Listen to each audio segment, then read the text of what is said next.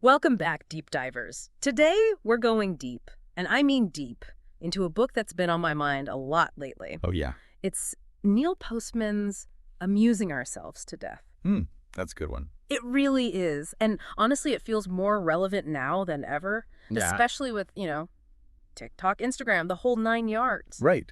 It's like he was predicting the future of our, attention spans or something. Exactly. So for those who haven't read it, Postman's main argument is that television, even way back then, was transforming American public discourse, shifting it away from reasoned argument and towards, well, entertainment. Yeah. He's not just talking about the content on TV, right? He's saying the medium itself, the way it works, changes how we think and talk about important stuff. Exactly. And what the most striking images he uses to get this point across is Las Vegas. Las Vegas. Okay, how so? He basically uses it as a metaphor for American culture. Whoa. That's kind of a dark comparison, isn't it? It is. But when you think about it, it's kind of brilliant. Think of the sensory overload, right? The flashing lights, the sounds, the constant need for stimulation. Oh, I see where he's going with this. He's saying that American culture has become like this giant casino, always chasing the next thrill. Right. And in that kind of environment, everything gets reduced to entertainment. Even serious stuff like, I don't know, politics or religion. It becomes more about spectacle than substance. Yeah. And so in this culture, Postman says, public figures are increasingly judged by their entertainment value, not by the actual substance of what they're saying. It's like, do they have charisma? Are they good on camera? Can they hold our attention? That's what matters. Which is kind of scary when you think about it. Oh, absolutely. Because it means we're less likely to engage with complex ideas. We want the quick soundbite, the viral moment, the easily digestible take. Exactly. And that's a problem because, real life is complicated. Right. The world doesn't fit into neat little sound bites. So to really understand Postman's argument, we need to go back a bit. He contrasts this modern, what he calls show business mentality with the typographic mind of 18th and 19th century America. The typographic mind. I love that. It's a great phrase. So imagine America back then. Think of the Lincoln-Douglas debates, for example. People would sit for hours listening to these incredibly dense, complex arguments. Wow. That's a far cry from, scrolling through Twitter. Right. And Postman's point is that reading, like really deep reading, fostered a particular kind of intelligence. It forced people to be patient, to think critically, to follow complex logic. Exactly. It wasn't about instant gratification. It was about grappling with ideas, really wrestling with them. And that's something we seem to have lost in the age of, instant everything. Yeah. So Postman is basically arguing that the shift from the printed word to the television screen fundamentally changed how we process information, how we engage with the world around us. It's a shift from depth and complexity to speed, spectacle, and emotional appeal. And as we'll see, this shift has a huge impact on how we understand everything from politics to religion to, well, pretty much everything. It's pretty profound when you think about it. Yeah, it makes you really reconsider your own relationship with technology and how it shapes your thinking. But, even before we dive into the specifics of how television influences things like news or religion or politics, I think it's important to note that Postman talks about the telegraph as being a kind of precursor to TV in how it changed our relationship with information. Oh, that's interesting. Yeah. He argues that the telegraph, even before TV, started to fragment our information. We started getting news of the day, these headlines stripped of any real context or analysis. It's like the beginning of what we now call clickbait almost. Exactly. We were already getting used to this fragmented way of consuming information, and then photography came along and added another layer to this shift. Right, because photography can be so powerful. It can capture a moment in time, evoke emotions, show us the truth in ways that words sometimes can't. Totally. But as powerful as it is, Postman points out that photography also has limitations. Like what? Well, it presents us with a slice of reality, but it doesn't necessarily tell us what that reality means. It shows us what happened, but not necessarily why it matters. I see. So we get the image, but not the full story. Right, and this is what he calls the peekaboo world. Peekaboo world. Yeah, he uses this phrase to describe how our sense of the world started to become fragmented and, in some ways, distorted.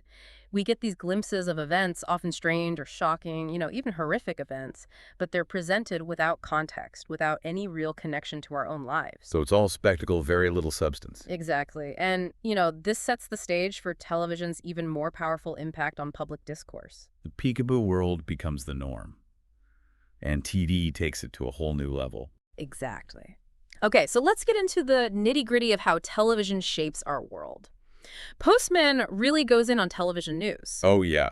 He does not hold back. Not at all. He basically says that TV news is like entertainment disguised as information. It's designed to keep us watching, not necessarily to help us understand the issues. Yeah, it's all about grabbing our attention, keeping us glued to the screen. Right. And one example he uses that always sticks with me is the case of Christine Kraft. Christine Kraft, remind me. She was a news anchor who got fired because viewers, they didn't like her looks. Seriously, they fired her because of her looks. Yep. They said her appearance hampered viewer acceptance. I mean, can you believe that? That's messed up. It is. And it really highlights how, in the world of television, style often trumps substance. It's not about whether she was a good journalist, whether she reported the news accurately. It's about whether she fit the image, the aesthetic. Exactly. And this is what Postman's getting at. The medium itself, television, dictates what we consider newsworthy and how that news should be presented. It's not about informing the public. It's about putting on a good show. Right. And to keep viewers hooked, TV news relies on all these techniques that, they prioritize entertainment over substance. Oh, totally. Think about the music they use, the dramatic visuals, those short, snappy segments that never really allow for, in-depth analysis. It's like they're afraid if they slow down for a second, we'll change the channel. Exactly. Yeah. And then you have this, jarring juxtaposition of serious news stories with commercial. Oh my gosh, yes. You can be watching a report about a war or a natural disaster, and then suddenly you're hit with an ad for, a new car or a fast food burger. Right. It's like whiplash for your brain. Totally. And it creates this weird sense of unreality where even the most tragic events can feel like just another form of entertainment. Something to be consumed and then quickly forgotten. Exactly. It makes you wonder, what does this say about our culture? Are we becoming desensitized to suffering because it's presented to us in this, fragmented, decontextualized way? Right. It's like we're losing our ability to empathize, to really connect with what's happening in the world. And what's interesting is that Postman doesn't just criticize, the obviously sensationalized news programs. He also quotes Robert McNeil, who, co-anchored the McNeiller Report. The show known for its, in-depth reporting. Yeah. And even he was critical of how television shapes the news. Wow. What did he say? He basically admitted that even the most serious news programs are still influenced by this show business mentality. There's this pressure to entertain, to keep viewers engaged, even when dealing with really complex and challenging topics. So even when they're trying to be serious, the medium itself kind of undermines them. That's what Postman's arguing. It's almost like television makes it impossible to have a truly substantive conversation about important issues. Because it's always pulling us back towards the superficial, the entertaining. Exactly. And this tendency to turn everything into entertainment isn't limited to news. Postman also talks about how religion has been transformed by television, especially through the rise of televangelism. Oh, yeah. The whole, mega church televised sermons thing. Right. And, on the one hand, these televangelists are masters of the medium. They have these huge sets, elaborate productions, charismatic personalities. They know how to use TV to their advantage. But Postman argues that in adapting to television, religion loses something essential. Yeah. He talks about how there's no way to consecrate the viewing space. Meaning your living room is still your living room, even if you're watching a religious program on TV. It's not a church. It doesn't have the same sense of ritual, of community, of shared experience. I see. So it's hard to have a genuine religious experience when you're sitting on your couch, maybe surrounded by, dirty laundry and snack wrappers. Right. And then you've got commercials interrupting the sermon, promising miracle cures and prosperity, gospel riches. So this weird mix of the sacred and the profane. Exactly. And for Postman, that's the danger of television. It has the power to transform even the most profound, meaningful aspects of human experience into just another form of entertainment. Something to be consumed and then forgotten. Right. So if television can distort our understanding of something as fundamental as religion, what hope is there for something as complex and nuanced as politics? Oh, good question. Well, according to Postman, Television has turned politics into a kind of A sitcom. sitcom? Wait, really? Yeah, he says politicians are no longer judged solely on their policies or their ability to govern. It's all about their entertainment value, how they come across on camera. It's like we're electing a celebrity, not a leader. Exactly. And we've become so used to seeing politicians in these carefully crafted sound bites, these staged photo ops, that we've lost sight of what it means to engage in real political discourse. We're not debating ideas anymore. We're just arguing about personalities. And this, Postman says, has led to the decline of political parties and the rise of what he calls symbolic self-interest voting. Symbolic self-interest voting. What's that? It's the idea that we're no longer voting based on concrete policies or a shared vision for the future. We're voting for the candidate who we think best embodies our personal values or aspirations. Even if those values don't actually translate into, like, real-world policies? Exactly. It's like we're choosing a brand, not a leader. We're buying into an image. And Postman uses some pretty striking examples to show how this blurring of politics and entertainment has become totally normalized. Like what? Think about politicians appearing on late-night talk shows, doing cameos in movies, even starring in reality TV shows. Oh, yeah. It's become so commonplace that we don't even think twice about it. But as Postman points out, these appearances just further reinforce the idea that politics is just another form of show business. Right. It's all about performance, not substance. And he highlights this one example that's really subtle but really powerful. It's the AT&T Reach Out and Touch Someone campaign. Remember that? Yeah, vaguely. It's Yeah. like heartwarming or something, right? About connecting with people. Right. And on the surface, it seems harmless enough, but Postman argues that it's actually a really clever marketing ploy that's co-opting our desire for intimacy and connection to sell us a product. Whoa. So even something as simple as, like, a phone call is being used to manipulate us. That's what he's saying. It's like our most basic human needs are being exploited and commodified. Man, that's depressing. It is. And it gets worse. Because Postman doesn't stop there. He also looks at how television has influenced education. Education, you mean like educational TV shows? Exactly. And, he talks about Sesame Street specifically. Sesame Street. But that's like a beloved children's program. Everyone loves Sesame Street. I know, right? But Postman has some concerns about its underlying philosophy. Like what?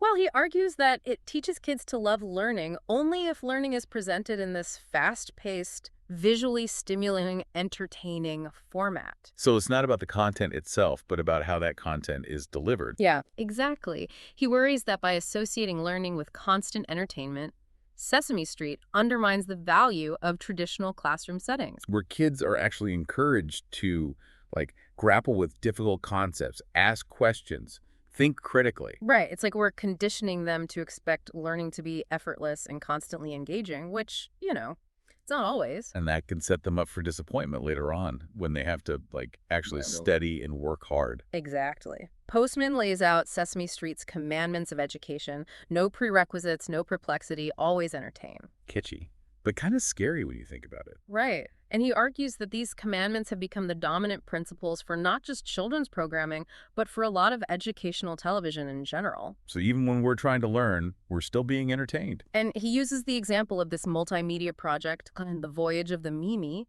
It was this combination of a TV show, books, and computer games, all designed to teach kids science and math. Sounds pretty innovative. It was.